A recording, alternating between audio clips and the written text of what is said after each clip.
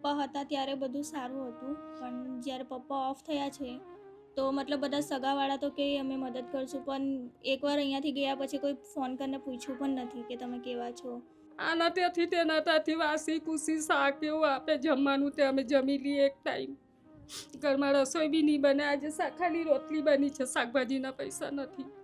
ઘરમાં રાશન પાણીમાં નથી તો કોલેજ જવા માટે પણ મેં સવારે કોલેજ જાઉં તો મેં એમ જ જાઉં અને ટિફિન પણ નહીં લઈ જાઉં, તો આવતી વખતે ચક્કર પણ આવે.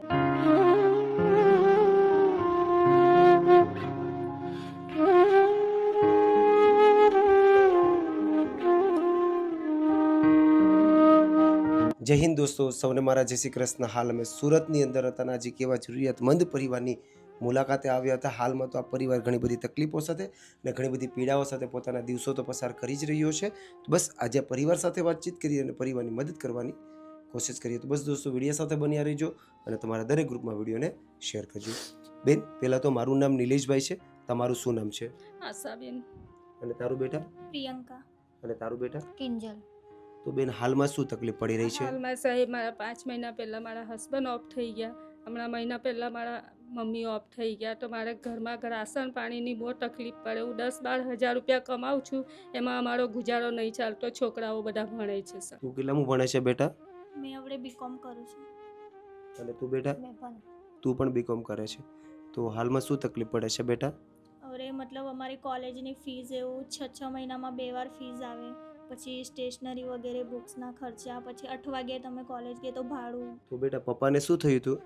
પપ્પાને કંઈ થયું નહીં હતું, એક દિવસ તાવ જ આવેલો હતો અને પછી અમે હોસ્પિટલ લઈ ગયા તો એમને ડાયરેક્ટ આઈસીયુ પણ મૂકી દીધેલા હતા. પછી રવિવારે સાંજે ઓફ થઈ ગયા. હાલમાં એ સર જેમ કે કોલેજ અમારી ચાલુ છે, બટ ભાડા માટે એ થાય, કોલેજની હજુ ફીસ પણ બાકી છે, પ્લસ ચોપડા માટે હવે એક્ઝામ આવવાની છે, એને યુનિવર્સિટીની ફીસ પણ ભરવાની છે અને રાશન પાણી એવું. અને કેટલી છે યુનિવર્સિટીની ફી બેટા?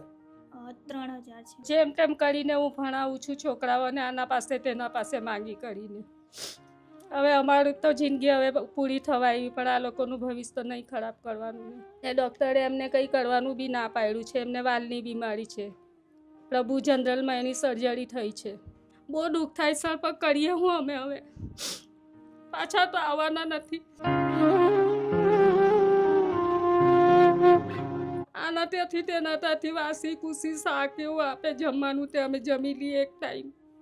ઘરમાં રસોઈ બી નહીં બને, આજે ખાલી રોટલી બની છે, શાકભાજીના પૈસા નથી. વધારે આજ સર અમારા ઘરમાં રાશન પાણીનું કંઈ સહાય આપો તમે, આ લોકોનું કંઈ જો ભણે આગળ છોકરાઓ, એ લોકોની તો લાઈફ બનાવે. અને બિલકુલ સાચી વાત છે બેન. અને પ્લીઝ પહેલાં તો તમે રડો નહીં. આજે તમે તમારા દીકરા દીકરીઓને ભણાવો છો, આજે તમારી પરિસ્થિતિ ઘણી બધી ખરાબ છે, છતાં પણ તમે તમારા દીકરીને કોલેજ સુધી પહોંચાડ્યું છે. એમાં ઘણો બધો સંઘર્ષ પણ થયો છે બેન. બહુ સંગત થયો સર. હવે હું કરીએ? ભાડુંની મમ્મી ભાડું આપ, મમ્મી પાસ પૂરો થઈ ગયો, આના પાસે 200 માગું, તેના પાસે ક્રિયાકર્મ કરી મારે 30,000નું દેવું છે માથા પર. હવે દેવું પૂરું કરું કે આ લોકોને ખવડાવું. પપ્પા હતા ત્યારે બધું સારું હતું, એમ કોઈ બી વસ્તુ જોઈએ તો કોઈની પાસે માંગવું નહીં પડતું, એકવાર મારા પપ્પા લાવી આપતા હતા. હવે અમે પણ માંગવા પહેલાં વિચારીએ કોઈ પણ વસ્તુ. પપ્પા હતા ત્યારે મતલબ કોઈ વસ્તુની એમ એવું નહીં લાગતું હતું કે નહીં મળશે. પપ્પા હતા તો કંઈ ને કંઈ કરીને લાવી જ આપતા હતા.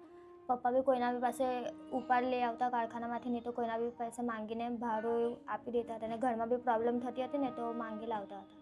પણ હમણાં હાલમાં તો મમ્મી એકલા ઘરકામ કરે છે તો પ્રોબ્લેમ થાય છે. બિલકુલ સાચી વાત છે બેટા. અને અમે પણ સમજી શકીએ છીએ કે જ્યારે ઘરમાં પિતાનો સહારો ન હોય ત્યારે ઘરમાં ઘણી બધી તકલીફોનો સામનો કરવો પડતો હોય છે. અને આજે તમે ઘણો બધો સંઘર્ષ કરીને આગળ વધી રહ્યા છો, પણ તમે ચિંતા નહીં કરતા. આજે તમે જે પણ સંઘર્ષ કરી રહ્યા છો, જે પણ તમારે તકલીફ પડી રહી છે, એમાં આજે અમે ચોક્કસથી તમને સપોર્ટરૂપ બનીશું બેન. એક ટાઈમ જમવાનું બનાવીએ તો એક ટાઈમ બનતું નથી. આના તેના ઘરેથી વાસી ખુશી આપે તે જમે રાતે જમી લઈએ છે. કેમ કે મારા હસબન્ડ ચાલ્યા ગયા તો મારું બધું જતું રહ્યું.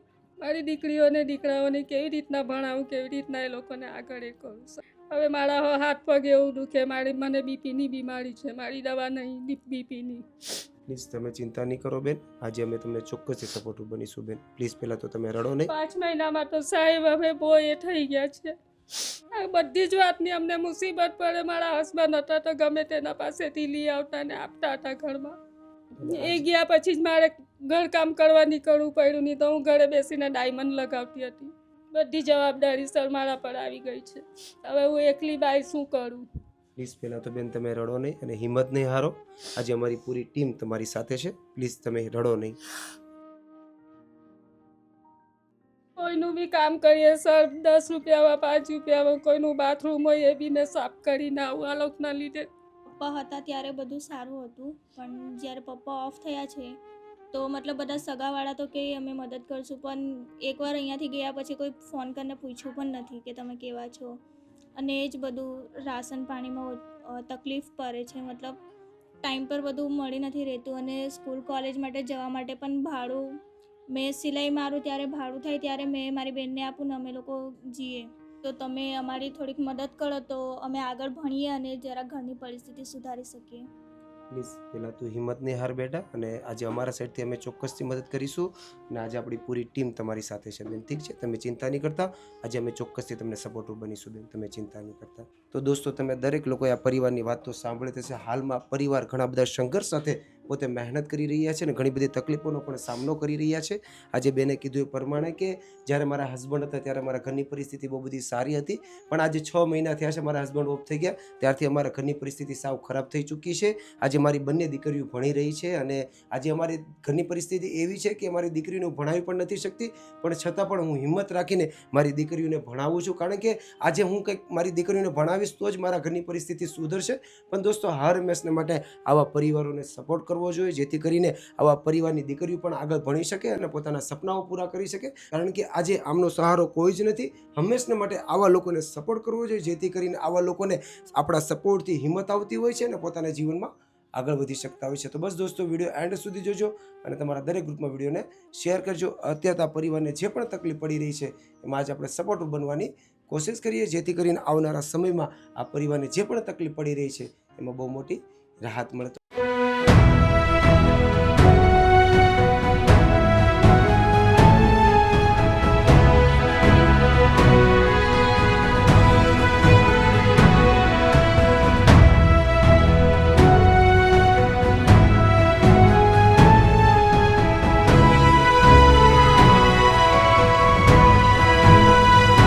તો દોસ્તો, તમે દરેક લોકો આગળના વિડીયોમાં જોયું થશે કે આ પરિવાર કઈ હાલત સાથે જીવી રહ્યો હતો. આજે આ પરિવાર પાસે બિલકુલ રાશન કરિયાણું નહોતું, પણ અત્યારે તો પરિવારની રિક્વાયરમેન્ટના હિસાબે પરિવારે જે પણ રાશન કરિયાણું કીધું હતું એ બધું જ રાશન કરિયાણું અત્યારે લઈ લીધું છે, જેથી કરીને આવનારા સમયમાં આ પરિવારને જે પણ રાશન કરિયાણામાં તકલીફ પડી રહી હતી એમાં આજ ત્યાં પૂરા પરિવારને બહુ મોટી રાહત મળશે. તો બેન, આજે કેવું લાગે છે? તમારી રિક્વાયરમેન્ટના હિસાબે બધું રાશન કરિયાણું આવી ગયું તો આજે સારું લાગ્યું છે સર, તમારા હિસાબથી બધું આવી ગયું છે. હવે જરા મારા છોકરાઓને ટિફિન બાંધીને આપીશ, કોલેજ જશે તો હવે એ લોકો સારી રીતના જમશે. બહુ રાહત મળી ગયું છે સાહેબ તમારા લીધે. કેવું લાગે છે બેટા આજે? બહુ સારું લાગે છે સર. હવે અમે કોલેજ જશું તો અમે પણ ટિફિન લઈને જઈ શકશું. બિલકુલ સાચી વાત છે. હવે તમારે જમવાની ચિંતા નહીં રહે બેટા. અને બેન, આજે આપણને સંપૂર્ણ રાશન કરિયાણા માટે જેણે સપોર્ટ કર્યો છે એમનું નામ છે હેમલભાઈ પટેલ, જે યુએસએ અમેરિકાના રહેવાસી છે. આજે અમારા ખાસ સપોર્ટર દ્વારા આજે તમને સંપૂર્ણ મદદ કરવામાં આવી છે. તો તમે આજે હેમલભાઈ પટેલના પૂરા પરિવારને કંઈ કહેવા માંગતા હોય તો બેન? એમના લીધે અમારા તરફથી એમને બહુ શુભકામના. એમનું પરિવાર સુખી રહે સાહેબ ને આગળ વધે અમારી આશીર્વાદથી. અમારું ભૂખું પેટ અમારું ઢાંક્યું છે સરે. આટલા દિવસથી મારા બચ્ચાઓ ભૂખા જતા હતા વગર ટિફિને પાણીની બોટલ લઈને.